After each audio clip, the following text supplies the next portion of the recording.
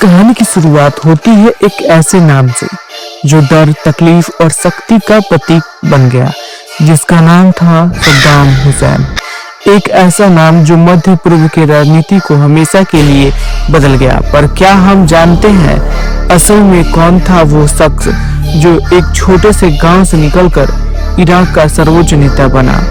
एक ऐसा राज जो आज भी कई सवालों में उलझा हुआ है। सद्दाम हुसैन, जिसका जन्म 1937 में तिक्रित के पास एक गांव में हुआ था। एक ऐसा परिवार में जहां गरीबी और संघर्ष उनका रोज का दोस्त था। बचपन से ही उसने अपने आसपास सिर्फ जुल्म और बेइंसाफी देखी। क्या यही कारण उसके अंदर बदले की आग भड़का गया? और उसके अंदर एक अजीब सा जुनून था, कुछ बनने का जुनून, दुनिया को दिखाने का जुनून कि वो भी कुछ कर सकता है।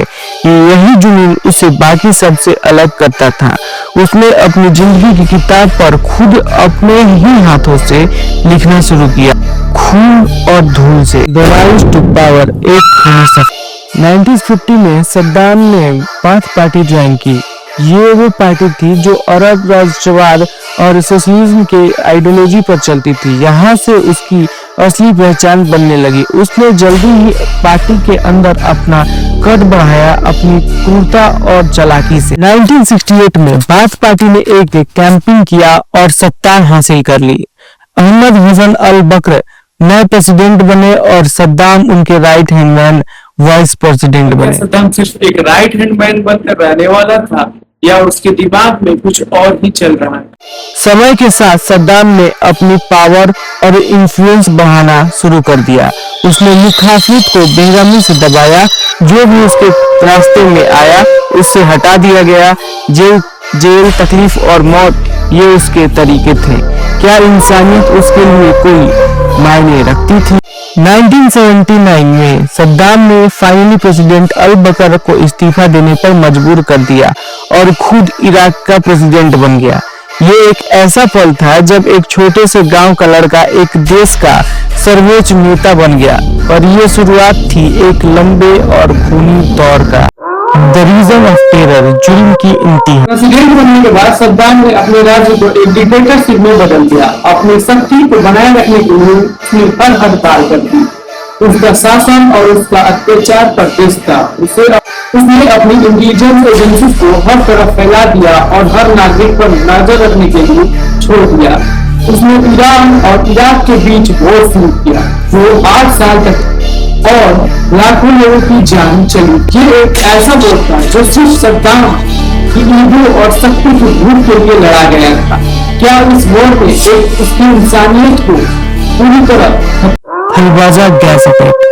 1988 में कुर्दिश के खिलाफ केमिकल वेपन्स का इस्तेमाल, हजारों बेगुनाह लोग मारे गए। ये इंसानियत के खिलाफ एक ऐसा अपराध था जिसे दुनिया कभी भूला नहीं सकती। सद्दाम के इस कदमों ने उसकी क्रूरता की हद दिखा दी। 1990 में सद्दाम ने कुवैत पर हमला कर इसने पूरी दुनिया को शॉक कर दिया। क्या ये उसकी सबसे बड़ी गलती थी या एक ऐसी गलती जो उसे बर्बादी की रास्ते पे? 2003 में अमेरिका ने इराक पर हमला किया और इस बार सद्दाम को गद्दी से हटाने के लिए।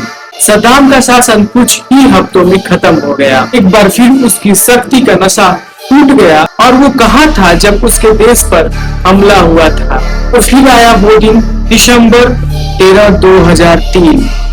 सद्दाम हुसैन एक छोटे से गड्ढे में छुपा हुआ मिला। अपने घर के पास एक राजा जो कभी पूरी दुनिया पर राज करने के ख्वाब देखता था, अब एक भागे हुए मुस्लिम की तरफ पकड़ा गया। ये क्या सच में उसके कर्मों का फल था? ट्रायल एंड एक्सक्यूशंस, आखिरी पड़ाव। सद्दाम पर मानवता के खिलाफ अपराध का मुकदमा चला। उसकी जिंदगी के सारे जुल्म और क्रूरता एक एक करके सामने आए। क्या उसने कभी अपने गुनाहों का पछतावा किया या वो आखिरी दम तक खुद को बेगुनाह साबित करता रहा? 30 दिसंबर 2006 सद्दाम हुसैन को फांसी दे दी गई। एक ऐसे शख्स का अंत हुआ जिसने अपनी जिंदगी में लाखों लोगों को तबाह कर दिया था। क्या उसकी मौत से इराक में शांति आई या उसकी लीगेसी आज भी एक चुभता हुआ सवाल है?